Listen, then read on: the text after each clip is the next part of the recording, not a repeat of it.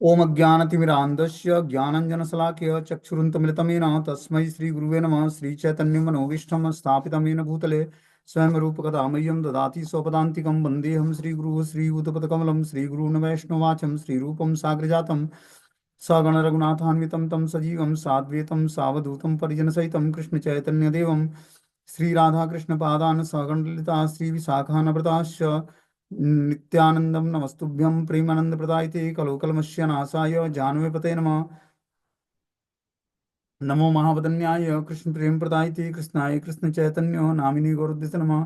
अनर्पित चरिचिरात करुणावतीर्णव कलौ समर्पित उन्नत उज्ज्वल रस स्वभक्ति श्रियं हरिपुरट सुंदर भूतकदम्ब संदीपितम् सदा हृदय कंदरे स्मृत्वा सचिनंदनम संसार दुख जलदो पतितस्य कामा क्रोधादीन क्रम करे कवलीकृतस्य दुर्वासना निगडितस्य निराश्रियस्य चैतन्य चंद्रमं देहि पदावलंबम् चैतन्य चंद्रमं हृदि कुमुदं विकास्यं हृदयं विदेहि निश्चिन्तन भृंगरंगे किंचापराधतिमिर निविड्य विधूयं पादामृतं सदा पायत दुर्गतं माम आजानुलंबित भुजो कनकावदातो संकीर्तने कपितरो कमलायताक्षो विश्वम्बरो द्विजवरो युगधर्मपालो वंदे जगत्प्रियकरो करुणावतारो नमस्ते काल सत्याय जगन्नाथाय सुताय च सभृत्याय सपुत्राय सकलत्राय ते नमो अतिन्नो साकरुण्यो परिच्छिन्नो सदीश्वर श्रीकृष्ण चैतन्य नित्यानंदो द्वय भ्रातरं भजे स जयति विशुद्ध विक्रमं कनकाम्ब्यं कमलायते क्षणं वरजाननं विलंबितं खड्गभुज बहुधा भक्ति रसाभिनर्तकम् जयतु जयतु देव कृष्ण चैतन्य चंद्रो जयतु जयतु कीर्तितस्य नित्या पवित्रम जयतु जयतु वृत्तस्य विश्वेश्वमूर्ति जयतु जयतु नृत्य स्वरूप प्रियाणाम पंचतत्वात्मकं कृष्णं भक्तरूप स्वरूपकं भक्तावतारं भक्ताख्यं नमामि भक्तिशक्तिकं। हे कृष्ण करुणा सिंधु दीनबंधु जगत्पते गोपेश गोपिका कांत राधा कांत नमस्तुते।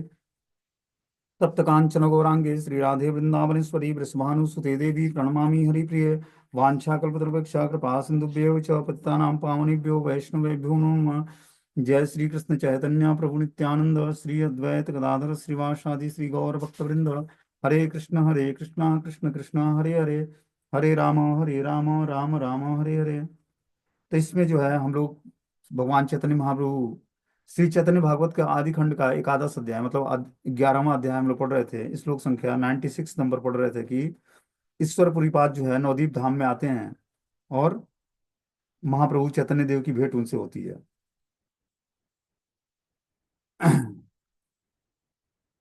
बता रहे कि भिक्षा निमंत्रण प्रभु करी लेना ताने महादरे गृह लई चलीला अपने। तब प्रभु ने उनको भोजन करने का निमंत्रण दिया और स्वयं उनको बड़े आदर पूर्वक अपने घर ले आए। किसने? महाप्रभु चैतन्य देव ने ईश्वर पुरीपाद को निमाई पंडित ने अपने घर ले आकर और उनको बहुत ही आदर पूर्वक बैठाया और उनको भिक्षा मतलब भोजन कराया। कृष्ण र नैवेद्य सची करी लेना गिया भिक्षा करी विष्णु गृह बसीला असिया। माता सची ने कृष्ण नैवेद्य तैयार किया और श्री पुरीपाद भोजन करके श्री विष्णु गृह में जाकर बैठ गए। इस तरह से ईश्वर पुरीपाद को माता सची देवी कृष्ण प्रसाद की भिक्षा ग्रहण कराती हैं और फिर जाकर ईश्वर पुरीपाद क्या करते हैं, भगवान विष्णु के मंदिर में जाकर बैठ जाते हैं। कृष्णेर प्रस्ताव सब कहिते लागिया कहिते कृष्णेर कथा अवश्य हैया। श्री ईश्वर पुरीपाद कृष्ण कथा कीर्तन करने लगे और कृष्ण कथा कहते कहते प्रेमाविष्ट हो गए। श्री ईश्वर पुरीपाद जो है माधवेंद्र पुरीपाद के शिष्य थे। माधवेंद्र पुरीपाद के लिए भगवान ने खीर चोर गोपीनाथ, भगवान ने खीर चुराया था उनके लिए। और माधवेंद्र पुरीपाद एक ऐसे सन्यासी थे जिनको स्वयं गोवर्धन में भगवान ने लोटे में दूध दिया था पीने के लिए। वो क्या करते? अयाचक वृत्ति धारण करते, किसी से कुछ नहीं मांगते। वो ऐसे सन्यासी थे, मतलब खाने पीने के लिए कुछ किसी से मांगते नहीं। तो ब्रज धाम में जब गोवर्धन में आप लोग आएंगे और परिक्रमा करेंगे तो गोविंद कुंड पड़ता है, वहां पर बैठ के नाम जप कर रहे थे, ठीक है ना। और 2-3 दिन हो गया था, भूख प्यास लगी थी उनको, लेकिन नाम में इतना उनको रस मिल रहा था कि भूख प्यास की अनुभूति नहीं हो रही थी। भगवान को देखा नहीं गया उनकी ये स्थिति। तो भगवान क्या करते हैं, लोटे में दूध ले आते हैं, उनको देते हैं। बोलते हैं कि ये तो इधर से 2 माताएं गुजरी हैं, उनको लगा कि ये भिक्षुक सन्यासी हैं और इनको कुछ खाने मतलब कुछ खाने पीने को हमें भेजना चाहिए, तो उन्होंने ही हमारे हाथ से अपने, हम उनके बेटे हैं और हमारे हाथ से उन्होंने लोटे में दूध भेजा आपको पीने के लिए। तो माधवेंद्र पुरीपाद ने उस लोटे का दूध स्वीकार किया और उस सुंदर बालक को देखकर उनका नाम पूछा। तो नाम बताया कि मैं गोपाल हूँ और मैं पास के ही गांव में रहता हूँ। आप दूध पीकर लोटा रख देना, मैं आकर ले जाऊंगा। अभी मुझे गाय चराने जाना है। तो इस तरह से माधवेंद्र पाद क्या करते हैं, दूध स्वीकार करते हैं। उस दूध का जो टेस्ट था बहुत ही अद्भुत था। फिर दूध पीकर लोटा रख देते हैं और प्रतीक्षा करने लगते हैं कब भगवान आएंगे, मतलब कब वो लड़का आएगा और लोटा ले जाएगा यहाँ से। लेकिन शाम हो जाती है, सुबह हो जाता है। स्वप्न में भगवान दर्शन देते हैं उनका। सुबह जो नाम जप करते करते रात से सुबह हो जाती है उनकी। सुबह जब झपकी लगती है तो उनको भगवान के दर्शन होते हैं कि मैं स्वयं कृष्ण ही तुम्हें दूध देने आया था। फिर कुछ ही देर में उनको स्वप्न दिखता है कि मेरा जो एक श्री विग्रह इसी गोवर्धन के झाड़ी में तलहटी में छिपा हुआ है, उसको निकाल कर गोवर्धन पर स्थापित करो। तो उस गोपाल के विग्रहों को निकाल कर झाड़ी से और स्थापित किया जाता है गोवर्धन पर। उसकी पूजा अर्चना शुरू कराते हैं। फिर भगवान स्वप्न में दर्शन देते हैं कि मुझे गर्मी हो रही है, आप मुझे जाकर चंदन ले आओ। कहाँ से? जगन्नाथपुरी से। अब वो गोवर्धन से जगन्नाथपुरी जाते हैं 1400 किलोमीटर दूर पैदल। और वहां से मलयागिरी चंदन लेकर आना शुरू करते हैं। तो भगवान दर्शन देते हैं उनको कि जिस खीर चोर गोपीनाथ ने तुम्हारे लिए खीर चुराया था, उन्हीं को वो चंदन लगा दो वहीं पे जगन्नाथपुरी में ही, मतलब पूरी धाम में ही, उड़ीसा में ही। वहाँ वहां उनको चंदन लगेगा और हमारा शरीर यहाँ शीतल हो जाएगा। तो गोपीनाथ जी को खीर जो है चंदन ऑफरिंग किया जाता है घिसकर। इसलिए हम देखते हैं कि जो 15 दिनों का चंदन यात्रा होती है अपनी गौड़ी संप्रदाय में, क्या होता है 14 दिन तक, 14-15 दिन तक भगवान को चंदन लगाया जाता है। ये उन्हीं के द्वारा शुरू किया हुआ है। और उन्होंने ही प्रेमा भक्ति का शुभ आरंभ किया, जिसमें राधा रानी की उपासना भगवान श्री कृष्ण के साथ होती है। माधवेंद्रपुरी पाद ने ही स्थापित किया। उनकी भक्ति मतलब बहुत ही प्रगाढ़ भक्ति थी भगवान की। और बहुत बार भगवान के दर्शन हुए उनको। ऐसे सन्यासी के शिष्य हुए ईश्वरपुरी पाद, और उनके शिष्य हुए भगवान चैतन्य महाप्रभु। भगवान को भी जब मनुष्य शरीर धारण करते हैं तो एक आदर्श प्रस्तुत करते हैं मनुष्य की तरह। उनको गुरु की आवश्यकता नहीं है, लेकिन ईश्वरपुरी पाद को उन्होंने गुरु बनाया। उससे पहले वो पढ़ाते हैं, व्याकरण पढ़ाते हैं। लेकिन मंत्र में दीक्षा लेने के बाद गुरु का इंपॉर्टेंस बताया उन्होंने कि गुरु का इंपॉर्टेंस क्या है जीवन में। उसके बाद जब भी वो ट्रांसलेट करते, व्याख्या करते, तो बस भगवत सब्जेक्ट पे पढ़ाते, कृष्ण तत्व पे व्याख्या करते अपने छात्रों के साथ। बोलते हैं कृष्ण कथा कहते कहते उनकी चिद इंद्रियां जड़ प्राय दिखाई दी। वे जैसे साक्षात प्रपंचातीत राज्य में अवस्थित होकर भगवत सेवा में प्रमत्त हो गए हों। विमुख बद्ध जीव की स्थूल और सूक्ष्म दोनों उपाधियां वैकुंठ राज्य में की उपलब्धियों में बाधक है। हरि कथा में उस प्रकार की बाधा अतिक्रांत होती है। तो जब ईश्वरपुरी बात कृष्ण कथा कहने लगे, तो जैसे लगता कि वो जड़ प्राय हो गए हैं, शरीर उनका जड़वत हो जाता, इतना वो उसमें डूब जाते, लीन हो जाते। वे जैसे साक्षात प्रपंचातीत राज्य में अवस्थित होकर भगवत सेवा में प्रमत्त हो गए हैं। मतलब वो जैसे लगता कि दिव्य धाम में वो निवास करके और भगवत सेवा में नियुक्त हो गए हैं, ऐसी स्थिति प्राप्त कर लेते हैं। विमुख बद्ध जीव की स्थूल और सूक्ष्म दोनों उपाधियां वैकुंठ राज्य की उपलब्धियों में बाधक है। जो विमुख है भगवान से, बद्ध जीव, वह सूक्ष्म और स्थूल दोनों ही, उसके जो कारण और सूक्ष्म शरीर हैं, दोनों ही उपाधियां जो है वैकुंठ राज्य में प्रवेश करने के योग्य नहीं है। हरि कथा में उस प्रकार की बाधा अतिक्रांत होती है। जब वो व्यक्ति हरि कथा सुनता है या हरि कथा करता है, तब वो धीरे धीरे इन बाधाओं से निवृत्त हो पाता है। बोलते हैं अपूर्व प्रेमेर धारा देखी या संतोष, ना प्रकाशे अपना लोकेर दीन दोष। उनकी अपूर्व प्रेमा अश्रुधारा देखकर प्रभु को बड़ा संतोष हुआ, परंतु लोगों के दुर्भाग्य के कारण अपने भाव को प्रकाशित नहीं किया। क्या बोलते हैं कि उनकी अपूर्व प्रेमा अश्रु देखकर प्रभु को बड़ा संतोष हुआ। जब गौरांग महाप्रभु ने उनके अंदर ये प्रेम अश्रु देखा भगवान के प्रति, कृष्ण कथा कहते कहते उनके आंखों से अश्रुधारा बहने लगती थी। इतना प्रेम में पागल हो जाते। अब देखो क्या स्थिति थी ऐसे ऐसे आचार्यों की। ये स्थिति कैसे प्राप्त होगी कि जब कृष्ण कथा बोलने लगे तो नेत्रों से आंसू बहने लगे। अब ये स्थिति वो प्राप्त करनी बहुत मुश्किल है। अभी तो कृष्ण कथा बोलते बोलते प्यास लगने लगती है। तो कृष्ण कथा बोलते बोलते आंसू कैसे आएगा?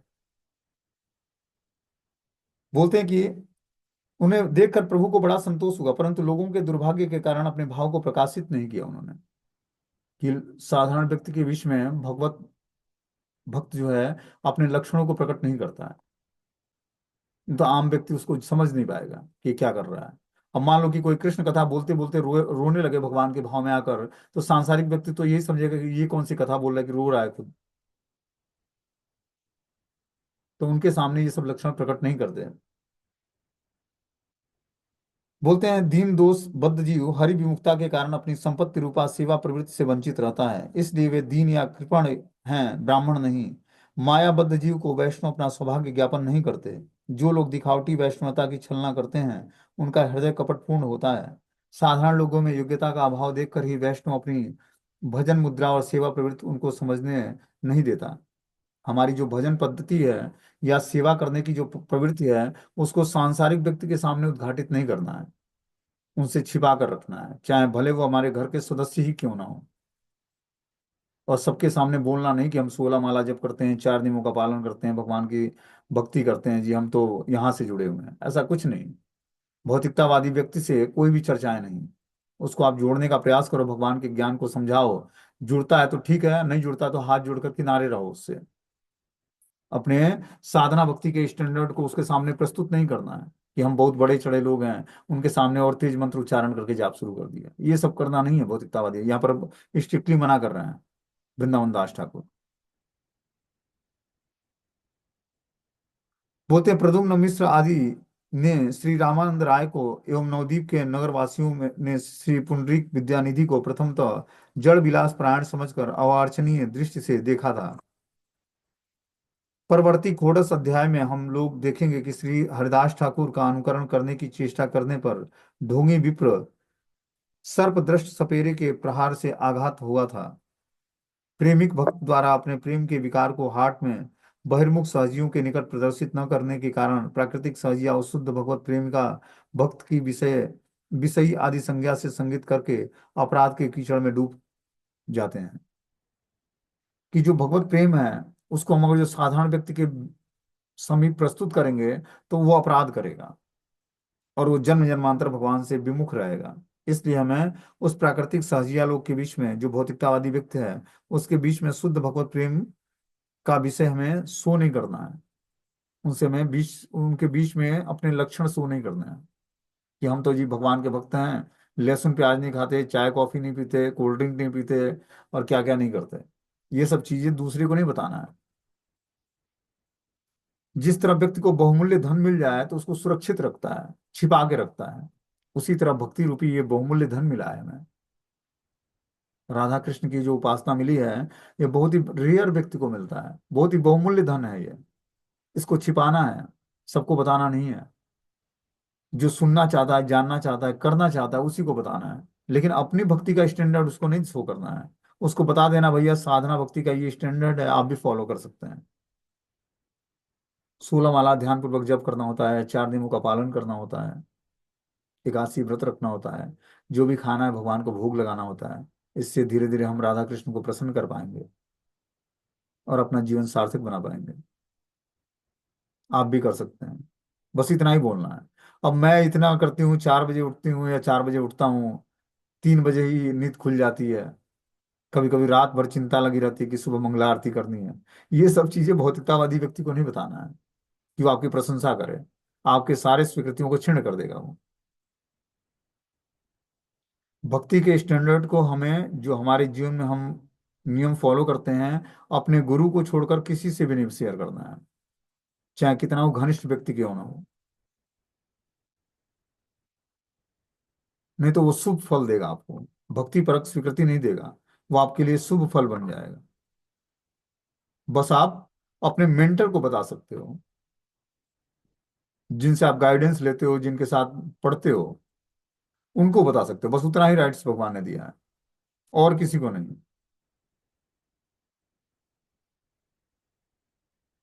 बोलते हैं माँ सकत गोपीनाथ आचार्य घरे रहिला ईश्वरपुरी नवदीपपुरी। नवदीपपुरे ईश्वरपुरी नवदीप में कई महीने श्री गोपीनाथ आचार्य के घर पर रहे। गोपीनाथ आचार्य नवदीप में एवं विद्यानगर निवासी महेंद्र महेश्वर विशारद के जमाता सार्वभौम और वाचस्पति के बहनोई थे। किसी के मतानुसार ये ब्रह्मा के अवतार हैं। और इस तरह से गोपीनाथ आचार्य के घर में ईश्वरपुरी पाद कई महीनों तक निवास किए। सबसे बड़े सबे बड़ा उल्लासित देखीते ताहाने प्रभु व देखीते नित्य चले न आपने।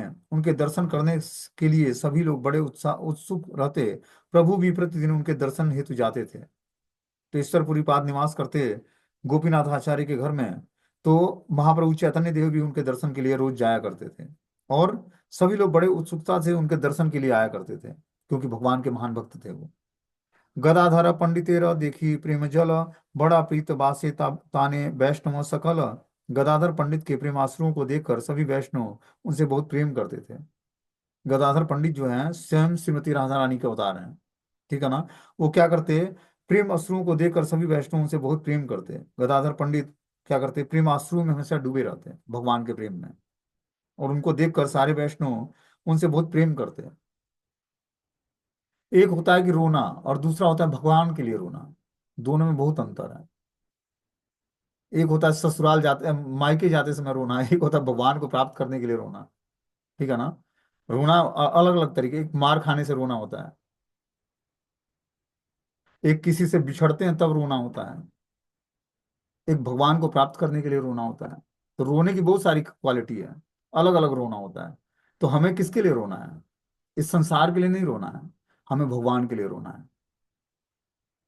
और जब हम संसार के लिए रोएंगे तो संसार ही मिलेगा, और भगवान के लिए रोएंगे तो भगवान मिलेंगे। तो रोना तो पड़ेगा संसार में, या तो माया के लिए, भगवान के लिए। तो क्यों ना भगवान के लिए रोया जाए, कि आज तक जीवन बीतता जा रहा है भगवत प्राप्त, मतलब भगवान कभी मिले नहीं, या दर्शन नहीं हुए, या उनकी कृपा नहीं हुई, इसके लिए हमें रोना है। रोने का वास्तविक उद्देश्य भगवान को पाना है। ये रास्ता ही रोने का है। जब तक हम रोएंगे नहीं, प्रार्थनाएं नहीं करेंगे भगवान से कि हे भगवान, यूं ही जन्म बीता जा रहा है, रोज एक एक दिन आयु कम होती जा रही है, और मृत्यु के करीब जाते जा रहे हैं, कब आप कृपा करोगे हम पर? ये रास्ता ही कृपा की याचना करने वाला है। गुरुओं से, भक्तों से, वैष्णव से हम कृपा की याचना करें, न कि उनके अंदर कमी देखें। सबके अंदर कुछ ना कुछ त्रुटि है। पूर्ण तो बस भगवान कृष्ण ही है। भक्ति में भी आओगे तो सब भक्त शुद्ध नहीं है। सबके अंदर कुछ न कुछ भौतिक इच्छाएं हैं, काम, क्रोध, मद, लोभ, मद, मात्सर्य है। उनके बीच में रहते हुए हमें भगवान की भक्ति करनी पड़ेगी। हर व्यक्ति के अंदर कुछ ना कुछ कमी है, चाहे वो टीचर हो या स्टूडेंट हो। हमें क्या करना है? उनके अच्छे गुणों को सीखना है और भगवान की भक्ति करनी है। भगवान पर पूर्ण विश्वास आपका बढ़ना चाहिए। आपको अंदर, आपको अपने अंदर भगवान पर पूर्ण विश्वास करना है। हो सकता है कि गुरु के अंदर भी कुछ कमी हो, वो भी पूर्ण होता तो भगवान के करीब होता, भगवान भगवान का मतलब नित्य पार्षद बन जाता वो। तो कमी तो सबके अंदर है, क्योंकि भौतिक संसार में व्यक्ति है। तो हमें कमियों को नहीं देखना है। मक्खी भी दो तरह की होती है, एक गंदगी पे बैठती है, और एक शहद लेने के लिए फूल के पराग पर बैठती है। तो हमें ऐसी मक्खी बननी है, मधुमक्खी, हनी भी, जो क्या करती है, फूल पर बैठकर पराग लेती है, उससे मधु बनाती है। और दूसरी मक्खी क्या करती है, गंदगी स्वीकार करती है और गंदगी ही देती है दूसरे को। तो ऐसी मक्खी नहीं बनना है जो गंदगी स्वीकार करके गंदगी देती है। हमें पराग लेना है, भगवान की भक्ति को स्वीकारना है, और सबको वितरित करना है। ऐसी मक्खी बननी है, मतलब ऐसा भक्त बनना है। तब अपना जीवन हम सार्थक करेंगे, और दूसरे पर भी उपकार कर पाएंगे। हमारा व्यवहार बहुत ही नीट एंड क्लीन होना चाहिए, कि कोई भी आकर हमारे चरित्र को पढ़ सकता है। भक्ति का मतलब है कि हमारा एकदम जेंटल चरित्र होना चाहिए, पवित्र जीवन होना चाहिए, दिखावा और छल कपट भरा नहीं, झूठ बोलने वाला जीवन नहीं। बिल्कुल ही 100% सत्य बात जो है उसको बोलो। फिर भगवान आपको 100% प्रोटेक्ट करेंगे, रक्षा करेंगे वो। यहाँ बता रहे हैं कि जो है सबे बड़ा उल्लासित देखी तहाने प्रभु देखी ते नित्य चले ना अपने। उनके दर्शन करने के लिए सभी लोग बड़े उत्सुक रहते हैं। प्रभु भी प्रतिदिन उनके दर्शन हेतु जाया करते हैं। शिशु हेते संसार विरक्त बड़ा मन, ईश्वर पुरियो स्नेह करे न ताहाने। गदाधर का मन शिशु काल से ही संसार के प्रति अति विरक्त था। ईश्वरपुरी भी उनसे बहुत स्नेह करते थे। तो जो गदाधर पंडित थे, ठीक है ना, उनका शिशु काल से ही बड़ा ही संसार से वो विरक्त पुरुष थे, और इस कारण से ईश्वरपुरी पाद उनसे बड़े स्नेह करते थे। गदाधर पंडिते आपनार कृत्य, पुथी पढ़ा एना नाम कृष्ण लीलामृत। ईश्वरपुरी गदाधर पंडित को स्वचरित्र श्री कृष्ण लीला अमृत नामक ग्रंथ पढ़ाने लगे। अब उनके वैराग्य को देखकर गदाधर पंडित के और ईश्वरपुरी पाद क्या करते हैं, श्री कृष्ण लीलामृत उनको पढ़ाते, भगवान श्री कृष्ण के शुद्ध चरित्र का वर्णन सुनाते। बोलते हैं श्री ईश्वरपुरी पाद स्वरचित अर्थात संकलित श्री कृष्ण लीलामृत नामक ग्रंथ श्री गदाधर पंडित गोस्वामी को स्नेह का पात्र बालक समझकर अध्ययन कराते थे। पढ़ा इला पढ़िया ठाकुर संध्या काले, ईश्वरपुरी नाम नमस्कार करिवारे चले। ठाकुर भी अध्यापन एवं अध्ययन कर सायंकाल ईश्वरपुरी को नमस्कार करने के लिए आते जाते थे। तो मतलब कौन ठाकुर, ठाकुर का मतलब चैतन्य महाप्रभु अध्यापन कार्य संपन्न करने के बाद सायंकाल ईश्वरपुरी के पास आते और उनको नमस्कार करने के लिए और दर्शन करने के लिए आते रोज। प्रभु देखी श्री ईश्वरपुरी रह रसित, प्रभु हेने ना जाने न तबु बड़ा प्रीत। प्रभु को देखकर ईश्वरपुरी अति प्रसन्न होते हैं। उनको भगवान रूप में न जानने पर भी उनसे बड़ी प्रीति करते थे। उनको नहीं पता था कि चैतन्य महाप्रभु भगवान है, निमाई भगवान है, लेकिन उसके बाद भी उनके स्वरूप को देखकर उनसे बड़ी प्रीति होती थी उनको। हासिया बोले ना तुम्ही परम पंडित, आमी पुथी करियाछि कृष्ण रचरित। सकल बलिवा को था के कौन दोष, इहाते हमारा बड़ा परम संतोष। पुरीपाद ने हंसते हुए प्रभु से कहा कि आप परम पंडित हैं, मैंने कृष्ण चरित्र की एक पुस्तक लिखी है, आप उसको देखिए और जहाँ कहीं भी उसमें कोई दोष हो तो वे सब मुझे बताइए, इससे मुझे अत्यंत प्रसन्नता होगी।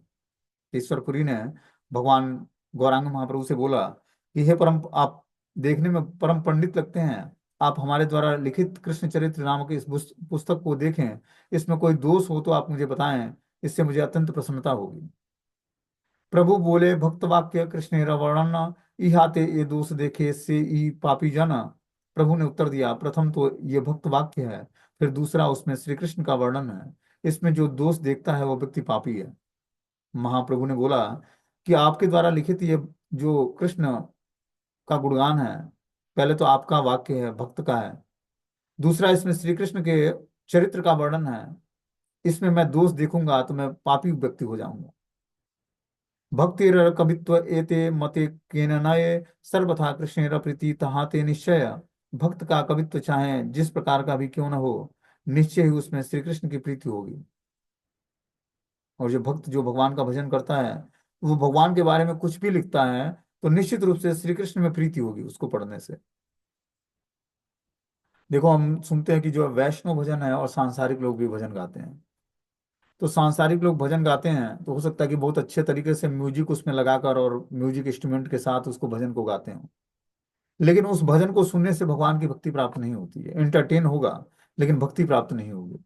लेकिन जो भजन हो सकता है कि कम म्यूजिक में गाया गया हो या सुनने में उतना अच्छा ना लगता हो, लेकिन उस भजन को सुनकर हमारे अंदर भक्ति का विकास होगा, क्योंकि भक्तों के द्वारा जो भजन गाया जाता है वो भगवान के विरह में गाया जाता है। जैसे हम लोग छोटे बालक छोटी अवस्था में तो सूरदास और मीरा जी के पद पढ़ाया जाता था स्कूल में हिंदी में, तो उस समय से ही कृष्ण भक्ति शुरू हो गई थी कि जहाँ से मीराबाई और सूरदास के पद गाया जाता था संस्कृत में या हिंदी में, ऐसे अध्याय हुआ करते थे कि मेरे तो गिरधर गोपाल दूसरो न कोई, जाके सिर मोर मुकुट मोरे पति सोई। कि मेरे तो गिरधर गोपाल दूसरो न कोई, मेरे तो बस गिरधर गोपाल जी हैं, जाके सिर मोर मुकुट, जिसके सिर पर मोर मुकुट होता है वही हमारे वास्तविक पति हैं। तो मीराबाई के पद गाया जाता था, बचपन में ही बुकों में पढ़ाया जाता था। अब तो नए नए बुक्स आ गए हैं, उसमें पता नहीं किसकी स्टोरी दी होती है ना, वो व्यक्ति काल्पनिक और घटनाएं सारी काल्पनिक होती हैं उसमें। उसमें क्या कृष्ण तत्व का विकास होगा, पहले पढ़ाया जाता था इस तरह का। और हम सबको अनुभव भी होगा जो ओल्ड एज के लोग हैं। अब तो नए नए कॉलेज स्कूलों में ऐसे ऐसे सब्जेक्ट आ जाते हैं, ऐसे ऐसे चर्चाएं हैं जिसका वास्तविक जीवन से कुछ लेना ही, सब काल्पनिक उसमें भरा हुआ है। उससे बुद्धि का विकास क्या होगा। बोलते हैं प्रभु बोले भक्त वाक्य कृष्ण वर्णन, यहाँ ते ये दोष देखा से ही पापी जना। प्रभु ने उत्तर दिया, प्रथम तो ये भक्त वाक्य है, फिर दूसरा इसमें श्री कृष्ण का वर्णन है। इसमें जो दोष देखेगा वह व्यक्ति पापी है। मूर्ख बोले विष्णाय, विष्णवे बोले धीर, दुई वाक्य परिग्रह करे कृष्णवीर। मूर्ख विषाण्य और बुद्धिमान विष्णवे कहता है, परंतु वीर श्री कृष्ण दोनों ही वाक्यों को समान भाव से ग्रहण करते हैं। तो मूर्ख व्यक्ति जो है विष्णाय बोलता है और विष्णुवे बोलते हैं धीर व्यक्ति, लेकिन भगवान उन दोनों को समान भाव से ग्रहण करते हैं। मान लो कि हरे कृष्ण महामंत्र कोई जप करता है, तो अलग अलग क्षेत्र के होने से वो कृष्ण नाम का उच्चारण अलग अलग तरीके से करता है। जैसे बंगाली लोग उसी कृष्ण का नाम थोड़ा सा अलग तरीके से लेते हैं, बहुत ही मधुर होता है। फिर जो फॉरेनर हैं या इस तरह के जो लोग हैं वो कृष्ण नाम तो उच्चारण करते हैं, लेकिन कृष्ण नाम थोड़ा सा क्या है, राम नाम उच्चारण करना आसान है, कृष्ण नाम थोड़ा सा टफ है बोलने में। वो तो हम लोग रेगुलर रटते हैं, इसलिए कृष्ण नाम का उच्चारण बहुत ही आसानी से हो जाता है। लेकिन नए लोगों के लिए प्रैक्टिस बड़ा, उस पर जोर लगाना पड़ता है कृष्ण नाम बोलने के लिए। तो बता रहे हैं कि मूर्ख व्यक्ति अलग अलग, कोई विष्णु में बोलता है, कोई विष्णाय बोलता है, परंतु वीर श्री कृष्ण दोनों ही वाक्यों को समान भाव से ग्रहण करते हैं। श्री कृष्ण के निकट भाषा निपुण पंडित या भाषा ज्ञान रहित दोनों ही समान है। कि कोई बहुत ही सारी लैंग्वेज को जानता है, उसकी भाषा बहुत ही पवित्र है, और कोई त्रुटि भरा भाषा बोलता है, उससे भगवान प्रसन्न नहीं होते हैं। भगवान भाव को स्वीकार करते हैं, भक्ति को स्वीकार करते हैं। बोलते हैं इन दोनों में जिनका कृष्ण सेवा में अधिक आग्रह है, उस पर कृष्ण अधिक दया करते हैं। सर्वज्ञ सर्व अंतर्यामी कृष्ण में पार्थक्य विचार दोष नहीं है। भक्तिहीन पांडित्य ब्रुव व्यक्ति अपने को पंडित अभिमान से शुद्ध भक्त की अप्राकृतिक भाषा में दोष दर्शन की चेष्टा से अपनी मूर्ता ही प्रकाशित करते हैं। सरस्वती पति श्री भगवान इस प्रकार भक्त द्वेषी अपराधी पंडित ब्रुव जनों की मूर्खता प्रतिपद में संपादित करते हैं, उसमें ही उनका पांडित्य गौरव खर्ब होता है। अद्वैत ज्ञान श्री कृष्ण चैतन्य बोध के अभाव से ही भोगमय जड़ पांडित्य का गर्व बढ़ता है, यही उनके अस्वस्थ और पतन का कारण होता है। क्या बोलते हैं कि जो बहुत ही निपुण है भाषा को बोलने में, उससे भगवान प्रसन्न नहीं होते हैं। भगवान क्या करते हैं, जिनका कृष्ण सेवा में अधिक आग्रह है उस पर कृष्ण की अधिक दया होती है। जिसकी भावना कृष्ण की सेवा करने की है, उसी पर भगवान कृष्ण की अनुपम कृपा होती है। सर्वज्ञ सर्व अंतर्यामी कृष्ण पार्थक्य विचार दोष नहीं करते हैं। वो ये दोष नहीं देखते कि क्या व्यक्ति क्या विचारों का उसमें दोष है। भक्तिहीन पांडित्य ब्रुव व्यक्ति अपने को पंडित अभिमान में शुद्ध भक्त की अप्राकृतिक भाषा में दोष दर्शन की चेष्टा से अपनी मूर्ता ही प्रकाशित करता है। कि जो व्यक्ति पंडित अभिमान करता है, मतलब अपने को पंडित समझता है, मतलब ज्ञानी समझता है, और शुद्ध भक्ति की अप्राकृतिक भाषा में दोष दर्शन करता है। मान लो अलग अलग क्षेत्र से लोग निवास करते हैं, कोई बिहार से है, कोई बंगाल से है, कोई यूपी से है, कोई पंजाब से है। सबकी लैंग्वेज अलग है, हर 10 किलोमीटर पर लैंग्वेज चेंज हो जाती है। तो हमें साथ रहते हुए भक्तों के समूह में ये नहीं देखना कि ये तो बिहारी है, ये यूपी का है, ये बंगाली है, ये इसकी लैंग्वेज ऐसी है, ये क्या उच्चारण करता है, क्या बोलता है, समझ नहीं आता है। सबकी अलग अपने अपने क्षेत्र के अनुसार सबकी भाषा और लैंग्वेज अलग अलग होती है। लेकिन एक साथ रहते हुए, एक यूनिट में रहते हुए भगवान की भक्ति में जुड़े हुए लोगों को ये दोष दर्शन नहीं करना है भाषा का और विचार का। ये भगवान के द्वारा उसके कर्मों के अनुसार अलग अलग जगहों पर भगवान के द्वारा जन्म दिया गया है। हम देखते हैं कि भगवान के जो मेन पार्षद थे उनको भगवान ने ऐसे ऐसे जगहों पर जन्म दिया जहां पर कुछ उत्पन्न नहीं होता था। फल फूल सब्जियां तरकारियां कुछ नहीं होती थी, जहाँ गंगा यमुना का कोई मिलन नहीं होता, बहती नहीं थी। ऐसे ऐसे जगहों पर भगवान के पार्षद प्रकट हुए। किस कारण से? भगवान चैतन्य महाप्रभु ने दिखाया कि भक्तों की महिमा क्या है। उनके प्रकट होते ही उस क्षेत्र में हरियाली छा जाती थी, बारिश होने लगती थी, पवित्र वातावरण हो जाता था, सब कुछ मंगलकारी शुभ घटनाएं होने लगती थी। तो इसीलिए भगवान चैतन्य महाप्रभु ने अपने भक्तों को अलग अलग ऐसे ऐसे देशों में, राढ़ देश में भगवान नित्यानंद प्रभु को प्रकट कराया। राढ़ देश मतलब जहाँ कोई नदी नहीं बहती है, जहाँ कुछ फल फूल और उपजाए और जो है खाद्य पदार्थ उत्पन्न नहीं होते हैं, ऐसी जगह पर भगवान नित्यानंद प्रभु का प्राकट्य हुआ। और उनके प्रकट होते ही सब कुछ वहां पर मंगल का वातावरण छा गया, सब कुछ फिर से जो है सुहाना हो गया वातावरण। सब कुछ धरती देने लगी। तो भगवान अपने भक्तों को इसी कारण से निम्न योनियों में पैदा करते हैं, और उससे भक्ति करके दिखवाते हैं कि देखो, निम्न योनि में पैदा होने वाला व्यक्ति भी उस चतुर्वेदी ब्राह्मण से श्रेष्ठ है जो चारों वेदों का अध्ययन करता है। जैसे हम देखते हैं कि हरिदास ठाकुर, वो मुसलमान परिवार में पैदा हुए थे, लेकिन रोज 192 माला रोज जप करते थे। कहाँ? जगन्नाथपुरी में बैठकर। सिद्ध बकुल एक जगह है, उस बकुल पेड़ के नीचे बैठकर 192 माला रोज करते थे। 22 घंटे भजन भगवान का। और स्वयं चैतन्य महाप्रभु उनके दर्शन के लिए आते थे, अपना उचिष्ट प्रसाद ले आकर उनको खिलाते। क्योंकि मुसलमान थे तो उनको जगन्नाथ मंदिर में जाना अलाउ नहीं था। जगन्नाथ मंदिर जो है जगन्नाथपुरी में, उसमें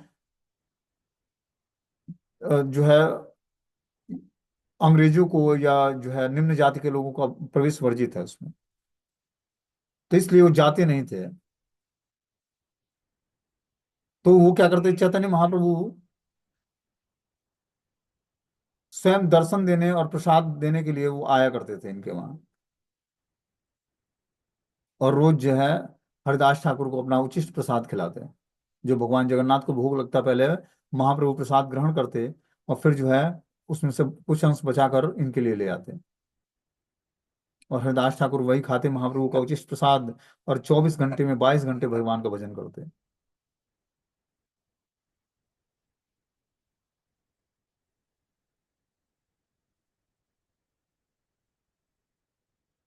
बोलते हैं, मूर्खो बदति विष्णाय, धीरो बदति विष्णवे, उप यो अस्तु समापुण्यम भावग्राही जनार्दनम।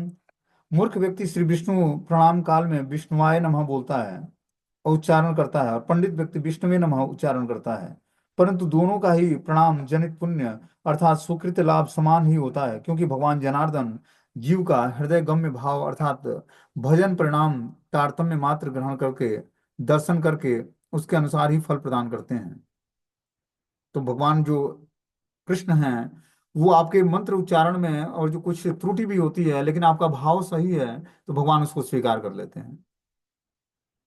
तो हमें क्या करना पड़ेगा? सही भाव में भगवान का भजन करना पड़ेगा। और जो हम मंत्र उच्चारण में कुछ उच्चारण सही नहीं करते हैं, उसमें कोई दोष नहीं है। भगवान उस दोषों को नहीं देखते हैं, भगवान आपके भाव को देखते हैं कि कितना शुद्ध भाव से भजन कर रहा है व्यक्ति। बोलते हैं, इहाते ए दोष देखे तहार से दोष, भक्त तेरा वर्णन मात्र कृष्ण रस संतोष। जो इसमें दोष देखता है, वह दोष उसी में है, भक्त के वर्णन करने मात्र से ही श्री कृष्ण की प्रसन्नता होती है। जब भक्त ग्लोरीफाई करता है भगवान को, तो भगवान उससे प्रसन्न होते हैं। अतएव तुम्हारा से प्रेमेर वर्णन, इहाते दूषी वे कौन साहसिक जन। अतएव आपके उस प्रेम के वर्णन में कौन साहसिक व्यक्ति दोष लगा सकता है? सुनिया ईश्वर पुरी प्रभुर उत्तर, अमृत सिंचिय हैला सर्व कलेवर। बोलते हैं, प्रभु का उत्तर सुनकर ईश्वरपुरी का सारा शरीर अमृत से सिंचित हो गया। जब इस तरह से महाप्रभु ने बोला कि आपके द्वारा लिखा हुआ इस ग्रंथ में कौन दोष खोज सकता है, तो इस वाक्य को सुनकर, प्रभु का उत्तर सुनकर ईश्वरपुरी पाद का सारा शरीर अमृत से सिंचित हो जाता है। पुनः हासी बोले, तुम्हारा दोष नाही, अवश्य बलिबा दोष था कि ईठाई। फिर ईश्वरपुरी हंसकर बोलते हैं कि इसमें तुम्हारा कोई दोष न होगा। जिस जिस स्थान पर दोष देखने में आवे, तुम उसे अवश्य बताओ।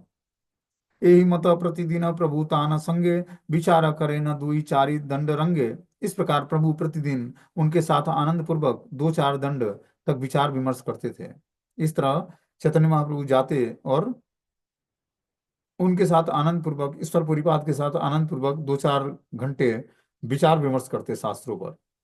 एक दिन प्रभु तान कवित्व सुनिया, हासी दूसी लेना धातु ना लागे बलिया। एक दिन प्रभु उनके कवित्व को सुनकर हंस पड़े, और यहाँ धातु की संगति नहीं बैठी, ऐसा कहकर उसमें दोष लगाया। भगवान चैतन्य महाप्रभु संस्कृत के बड़े प्रकांड विद्वान थे। तो उन्होंने बताया कि इस यहाँ पर जो धातु होती है, उसकी संगति ठीक नहीं बैठाया आपने, ऐसा कहकर उसमें दोष लगाया। प्रभु बोले, एक धातु आत्मने पदिनय, बलिया चलिया चलीला प्रभु आपन आलय। प्रभु ने कहा, यह धातु आत्म नेपदी नहीं है। इतना कहकर प्रभु अपने घर चले गए। ईश्वर पुरी सर्व शास्त्री पंडित, विद्या रस विचारे हो बड़ा हर्षित। श्री ईश्वरपुरी सर्व शास्त्रों के पंडित थे एवं विद्या रस विचार में सबसे में भी बड़े प्रसन्न होते थे। वो सर्व शास्त्रों के पंडित थे और विद्यारस विचार करने में वो बड़े प्रसन्न होते थे। जब विद्यारस का क्या करते, प्रचार करते या रसों का भोग करते, विद्या पढ़कर उस रसों में डूब जाते, इस विचार को से बड़े प्रसन्न होते। बोलते हैं प्रभु गैला से ही धातु करे न विचार, सिद्धांत करे न ताही अशेष प्रकार। प्रभु के चले जाने पर उन्होंने उस धातु का विचार किया और अशेष प्रकार से विचार करके सिद्धांत करने लगे। श्री धातु करे न आत्मनेपदी नाम, आर दीने प्रभु गैला करे न व्याख्यान। ए धातु परम समेपदी बलि गेला तुमी, तहाँ ए साधुली आत्मनेपदी आमी। आखिर में उन्होंने उस धातु को आत्मनेपदी रूप में ही स्थित किया। दूसरे दिन जब प्रभु उनके पास आए तो उन्होंने उसका व्याख्या करते हुए कहा कि जिस धातु को आप परस्मेपदी कह गए थे, उसमें मैंने आत्मनेपदी रूप में सिद्ध किया है। इस तरह से महाप्रभु ने जो उसमें कुछ त्रुटि बताई थी उसको ईश्वरपुरी पाद ठीक कर देते हैं। ठीक है ना। अब आगे क्या होता है लीलाएं ईश्वरपुरी पाद के साथ भगवान चैतन्य महाप्रभु का, ये हम लोग कल सुनेंगे। मीटिंग क्लोज हो जाएगा।